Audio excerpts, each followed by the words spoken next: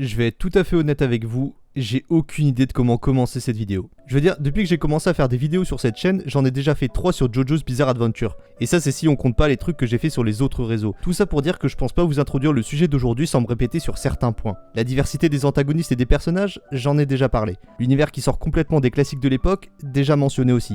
La diversité des pouvoirs créés via la mécanique des stands, j'en ai déjà parlé et je continue de le faire de temps en temps. N'empêche que cette œuvre me fascine, par presque tous ses aspects. Araki prend un malin plaisir à orienter son récit dans une direction à laquelle on ne s'attend pas, et il arrive toujours à nous montrer à quel point il est aussi fou que talentueux. Alors pour toutes ces raisons, je vais continuer à en parler, et vous expliquer pourquoi les antagonistes de ce manga font partie des meilleurs. Cette fois-ci, je tiens à vous prévenir, il y aura des spoils. Je vais vous parler des méchants des 3 dernières parties, donc si vous n'avez pas lu ou vu ces dernières, arrêtez-vous là, mettez cette vidéo dans votre playlist à regarder plus tard et dépêchez-vous de savourer ces parties en animé ou en manga. Bon visionnage. Enrico Pucci.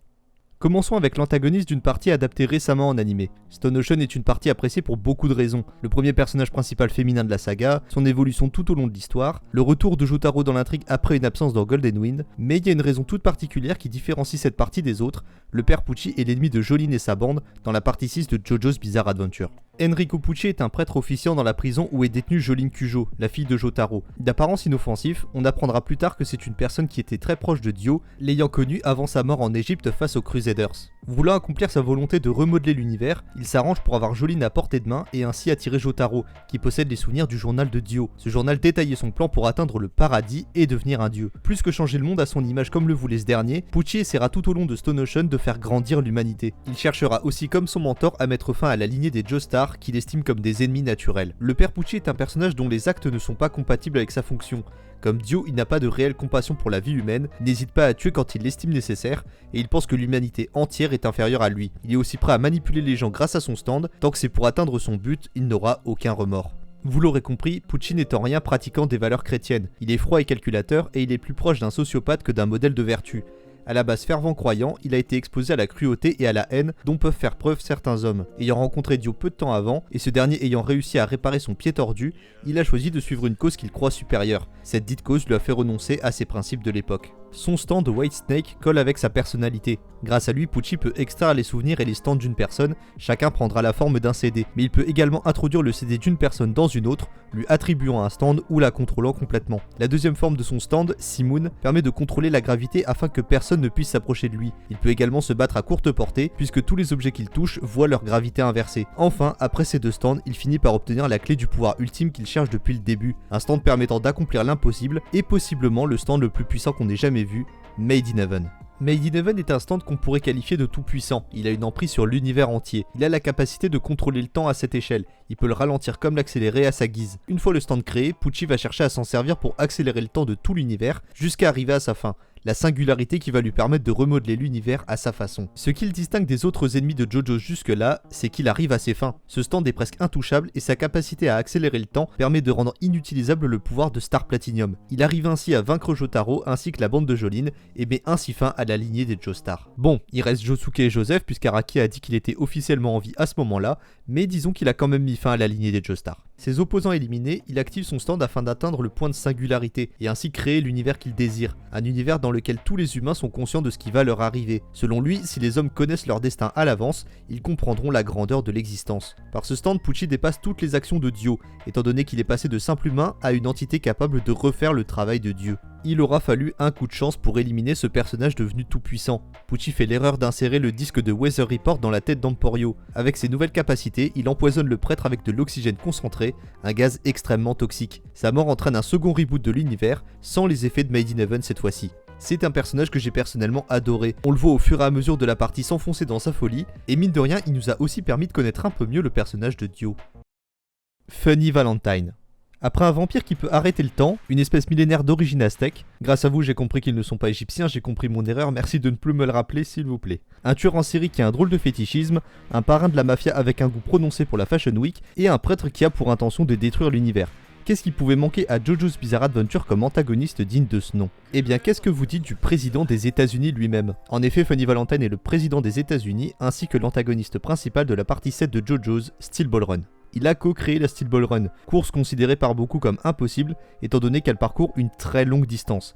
Elle relie San Diego à New York, soit environ 6000 km, via une route composée de différentes étapes. Mais s'il était intéressé par cette course, ce n'était pas pour la beauté du sport. Son but caché via cette course est de retrouver le corps saint, un cadavre ayant des pouvoirs divins, qu'on devine être le corps du Christ. Araki ne s'est pas gêné pour nous montrer qu'on est maintenant dans un seinen et qu'il compte bien aborder ce genre de sujet avec moins de pincettes. Il compte se servir de cette relique afin, selon lui, de servir son pays. Valentine est un personnage prêt à tout pour les intérêts des États-Unis, mais il semble tout de même avoir un code d'honneur à respecter. Et ça change des autres entas de JoJo's, vous en conviendrez. Il semble même avoir une forme de respect pour certains de ses opposants. Il admire par exemple le stand de Jiro, ainsi que la technique de la rotation, même s'il sait qu'elle représente un gros danger pour lui. Malgré ce code d'honneur, il n'hésitera pas à mentir dans certains cas s'il sait que ça le sortira d'affaire. Il montrera la bassesse dont il peut faire preuve quand il ment à Johnny, essayant de le persuader qu'il peut ramener Jiro à la vie s'il le libère de son stand. Il enverra des agents ainsi que certains participants tout au long de la course pour vérifier si son plan se passe comme prévu. Ces personnages viendront souvent affronter Johnny et Jiro. Mais il ne faut pas s'y tromper, cet homme sait se défendre lui-même et plus que bien. Le stand de Funny Valentine se nomme Dirty Deeds Done Dirt Cheap, ou D4C, et c'est un stand extrêmement puissant. D4C est un stand qui permet de voyager dans des univers parallèles. Pour cela, il doit s'insérer dans un espace entre deux objets, comme un canapé et un mur par exemple. Mais ça ne s'arrête pas là, en plus de voyager dans d'autres dimensions, Valentine peut aussi changer de corps grâce à ses alter-ego des autres univers. Il est donc virtuellement immortel. Il peut aussi tirer les alter-ego des autres personnages, comme à la fin avec le Diego Brando capable d'arrêter le temps. Une fois qu'il a réuni le corps sain, il se sert de nouvelles capacités. Le stand à l'intérieur de Lucy Steel permet de dévier toutes les attaques qu'il reçoit.